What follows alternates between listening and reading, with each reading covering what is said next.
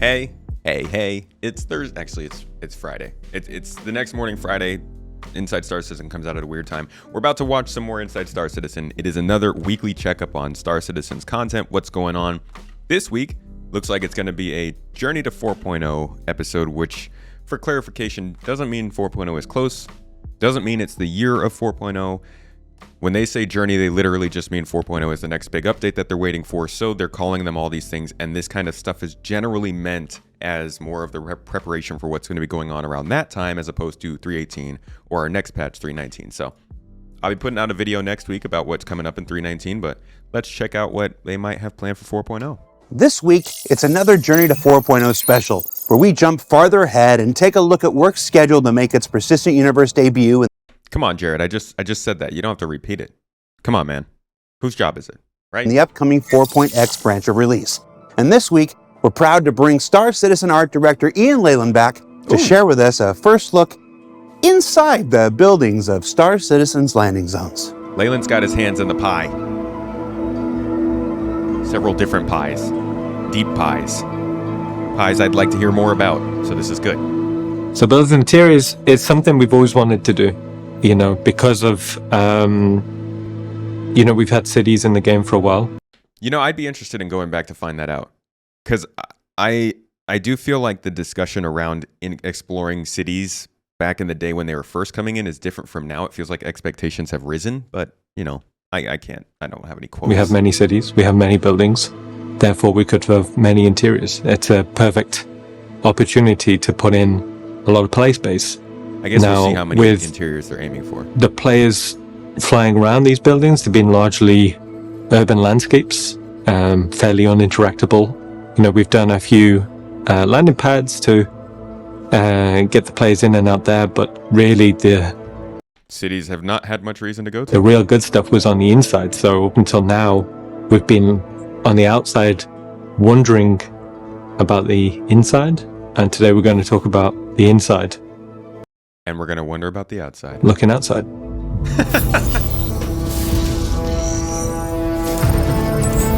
right, I like this song. That's a dope intro.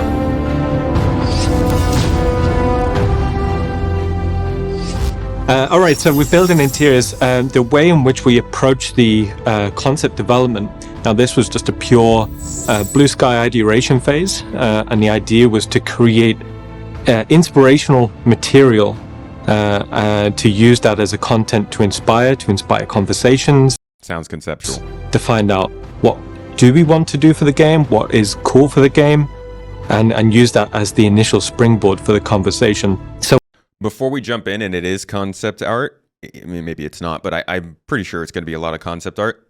Let's just remember that I think this update is mainly telling us what in building interiors are going to be about. Because we don't actually know. We know they'll run missions, but we don't know how deep they're going to get. Is resource management going to be involved? Are these areas that we could be outside of missions? Will there be trading? Like, all this kind of stuff is hopefully the kind of thing they'll talk about a bit more today.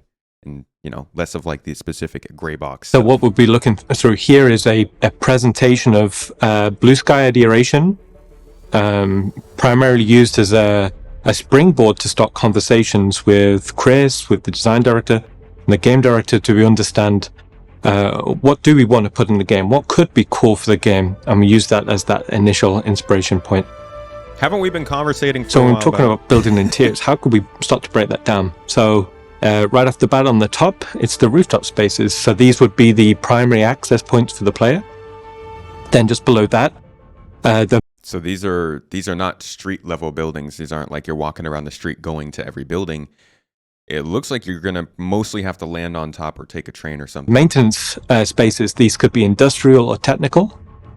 Also, we can have residential. So residential could be entire building blocks, so it could be a proportion.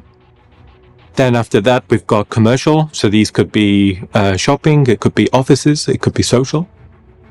And then at the bottom, obviously, we've got lobbies. Now, these also... Okay, I was wrong. They're talking about access points on the ground. Could be access points for the player. For example, if you're inside Area 18, the player can get access to it there. And then lastly, we've got the underground. Now, these could be interesting as a connector space between buildings. So maybe you've gone in through one building, you go down, and it could bring you through to another part of a building. let's start with rooftops. Now, up until now, we've largely designed our cityscapes to be more of a backdrop to the landing zone. We have the social space generally in the middle, and then the cityscape goes around it. And they've been designed to give the best composition, to be interesting to fly around, but we've not really thought about designing these buildings from the inside out. So what we're looking at here is... And that's kind of why I feel like maybe it wasn't always the plan. Star Citizen is constructed in this way where they reach a certain... They say they're going to do something, right? They say they're going to build cities for the game. These cities will have buildings, they'll have stores, they'll have shops, they'll have NPCs. Boom, that's it. 2017, we're going to have cities. 4 years later, you start to hear more about what's going to be in the cities. And, you know, some people call it free to creep. Some people say it's just part of the over-encompassing idea of a city. But he just said, you know, we haven't really been building these for this sort of style. And, you know, I don't know. I think this is probably a good podcast topic, honestly. Because if they haven't been planning for it, is that lost time? Is that something that they could have planned for better? I don't know. I'm not a game dev, and I think a lot of times this conversation comes back to the fact that like these things shift based on what they need for the game. This actually starts to sound like it's going to be more in line with like the underground facilities and space stations. I didn't think it would be this big, but clearly they're recalibrating how they think about cities, and we'll have to see how that's going to affect the production speed of cities, I guess. Some potential concepts for what could be interesting landing spaces that drives the architecture of the building. One thing I will say, this is going to be great for those people who are hoping that landing zones are bigger. This is a lot more places that you can land and actually do stuff on the planet than just the city. Landing pads, it doesn't necessarily need to be on the top of the building. It could be, you know, halfway down or lower. So imagine, you know, you're in the lower parts of the city, and then we'd open up these additional play spaces. And as you can see here, it's not just the landing pad, it's the gameplay space that goes along with it too. Now, it doesn't necessarily need to be a single building. Imagine there is a network hub that services a few different buildings. So what we're looking at here is maybe like a transit hub where the player could land. These are mini landing zones. I mean, if you look at Area 18 as a landing zone itself, it's essentially a spaceport that connects to other buildings.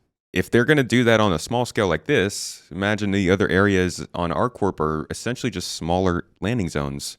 On some transit, and then that would lead to some buildings. Okay, so maintenance spaces. So these could be really interesting in terms of player interaction. You know, they could be dealing with the power or the maintenance of the building. And then also you could have technical spaces. So these would be more for technicians. It could deal with the data or the communications. And what we're looking at here is potential some, gameplay puzzles where the player has to work their way inside the main operation booth.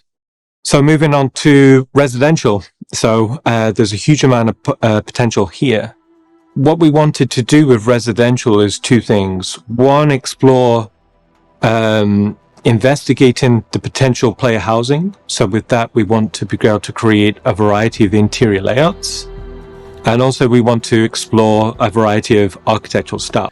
I'm sorry, guys. I'm coming back to it. I can really feel the two different sides of the way I feel about Star Citizen clashing right now.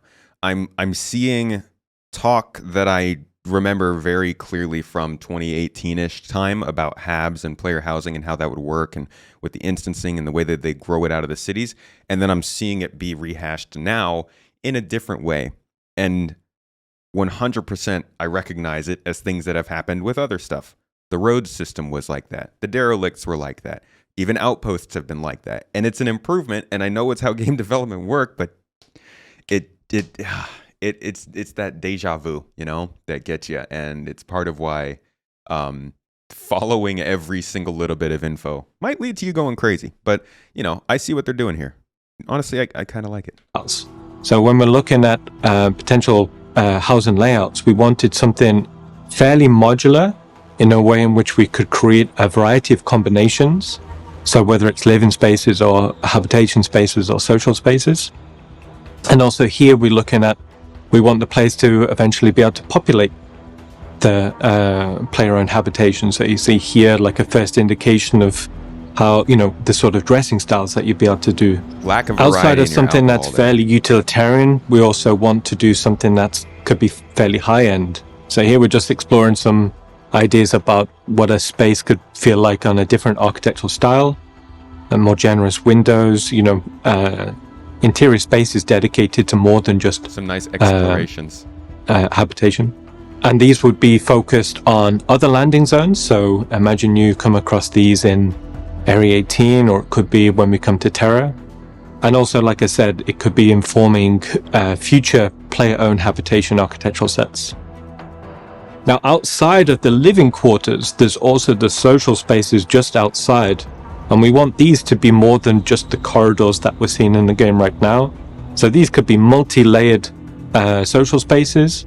And these could also inform advanced traversal routes for the player to be able to get inside. Oh, I like the investigation mission idea. Also, I'm really digging this is getting a little more into that Deus Ex vibe. You can definitely tell. I guess it's got the Hurston stuff going on, which is pretty similar.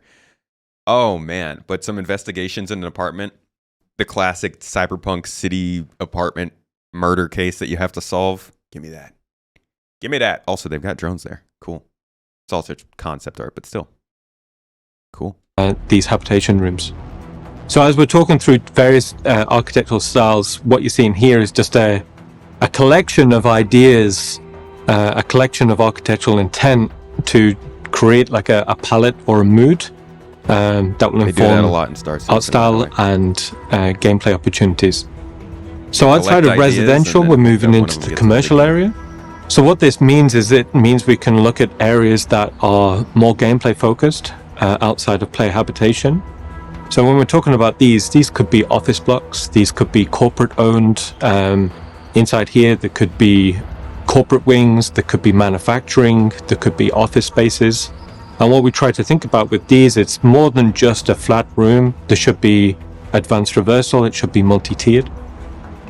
So outside of the commercial offices, we've also got like restaurants and bars. So what we're looking at here is a pretty cool like skyline bar in Lowville. That could be fun. But also in Could be restaurants, Chris always described the idea of really high-end restaurants in the game where you can get access to food choices that isn't available anywhere else. So right at the foot of the building, we're going to start talking about the lobby. So as I said before, these are going to be access points to the player, but also we can do more than just a standard foyer that we're seeing in the game right now. So this sort of space we're seeing here is, imagine there's an underground transit network, and that transit station feeds a network of building lobbies. So these could be social spaces, these could be really good combat spaces. They could. Holy crap! We literally just got a place in town called Arabica Coffee. That's kind of weird. I mean, obviously it's a popular thing. It's the name of the bean, but still. Social spaces. These could be really good combat spaces. They could have access to mini restaurants or bars or facilities. And we're just showing that in a variety of art styles. So one's a fairly low end, one could be fairly high end, but the infrastructure is the same. Super high end. So as we're exploring art style opportunities, this then drives where it would be appropriate. So some would be more appropriate in somewhere like Area 18, some would be more appropriate in somewhere like Horizon, and obviously some would be more appropriate for future landing zones like Odessa or Prime. And also when we're talking about lobbies, again, what we're trying to do is we're trying to describe multi-layer traversal spaces. So in these illustrations, you're seeing a variety of routes to then help inform the initial conversation with level design. Now, finally, we're going to talk about the underground. Now, this is, I think, one of the coolest spaces. So rather than just focusing on the positive axis of the building, we're going to look at the underground. Now what this does, it means we can access a whole area of play space that doesn't need to be contained inside the building. possibly like underground facilities or something. So within the lobby, we want the player to start to traverse down into these spaces, and these could be underground transit networks. They could be abandoned underground transit networks. This then could drive potential racing opportunities. So when we was doing this, we thought, oh, it'd be really cool. Like, what would it look like if there's an underground street race going on there? Also, there could be traversal opportunities. Like I said before, if the player wanted to go into one building, down, and then through, and then up into another building, what would that traversal network be like? Especially if we're thinking about if it's an older part of the underground of a city, maybe it's less used, you know, people have built up. That would instantly inspire a whole bunch of traversal and investigation missions there.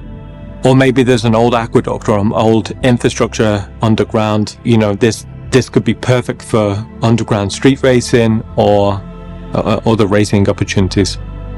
So in a nutshell, what we looked at is a blue sky investigation into what building interiors could be like.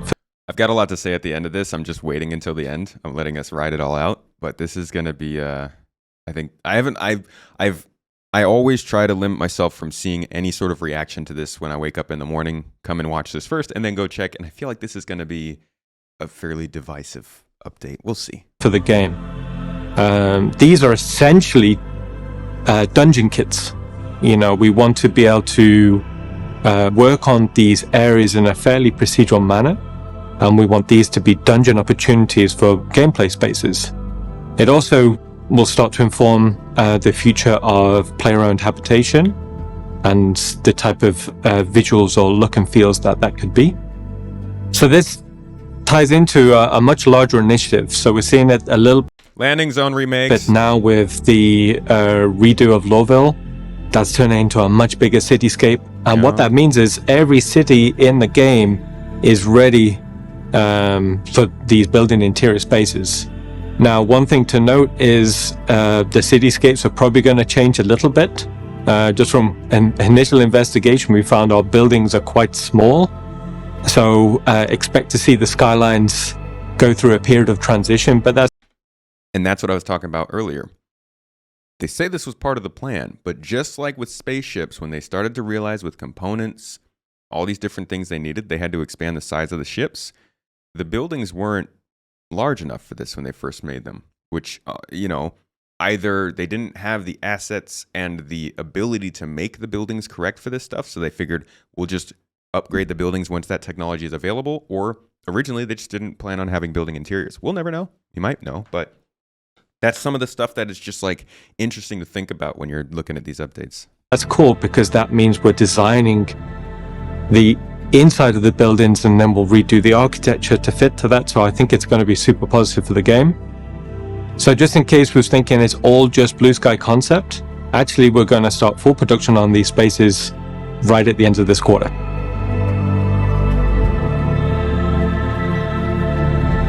So I'm assuming the way this will work is kind of similar to how we've seen Outposts and stuff. What we're seeing right now is not what we're going to get first iteration. This is, these are the environmental people. This is probably landing zone team, maybe sandbox team. I'm pretty sure they're still giving out tier 0 products. They are not doing their stuff for Squadron 42, so this stuff is going straight to Star Citizen and will probably not be fully featured like we expect from these concept arts. But this is the location. This is in addition to the other big locations we're seeing, and it's where they're going to start to load more of these missions that we're reading about in monthly reports.